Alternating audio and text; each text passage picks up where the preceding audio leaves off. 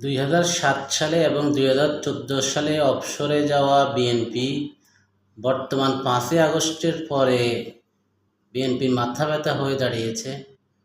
তারা বর্তমানে শুধু কেমন জানি অবস্থা খাই খাই করতেছে।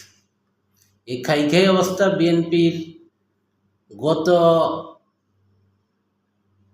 দীর্ঘ সময়ের আন্দোলন সংগ্রাম নির্যাতন নিপীড়নের সেই ইতিহাস সব কিছু গুলণ্ঠিত করে বর্তমান জনসম্মুখে বিএনপিকে একটি প্রশ্নের সম্মুখে দাঁড়া করে দিচ্ছে।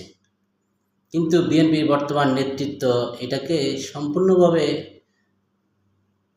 নিয়ন্ত্রণ করতে পারতেছে না বিদায় বিএনপির উপরে বিভিন্নভাবে বিভিন্ন অপবাদ ছড়িয়ে পড়তেছে।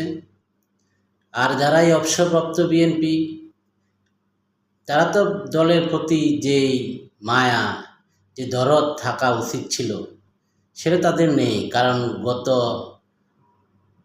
দীর্ঘ সময় যারা নির্যাতন নিপীড়িত হয়েছে তারা জানে দলের ক্রান্তিকালে দল পরিচালনা করা আন্দোলন সংগ্রামে অংশগ্রহণ করা যে কত দুরূহ ছিল, কত কঠিন ছিল।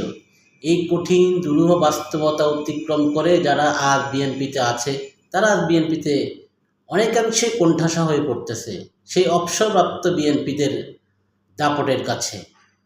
আমি বিএনপি বর্তমান নেতৃত্বের কাছে অনুরোধ করব যে যারা অবসরপ্রাপ্ত বিএনপি তারা বাংলাদেশ জাতীয়তাবাদী সদস্য ছিল, জাতীয়তাবাদের দলের প্রতি তাদের আনুগত্য আছে, তাদের মায়া মহব্বত আছে, কিন্তু কোনোভাবেই যেন দীর্ঘদিনের নির্যাতিত নিপীড়িত নিষ্পেষিত নেতাকর্মীদের উপরে তারা খবরদারি না করতে পারে, তারা যেন দলের কোনো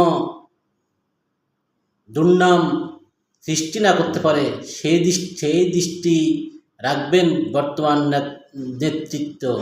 এই আশাই রাখি বর্তমান নেতৃত্বের কাছে। আসসালামু আলাইকুম।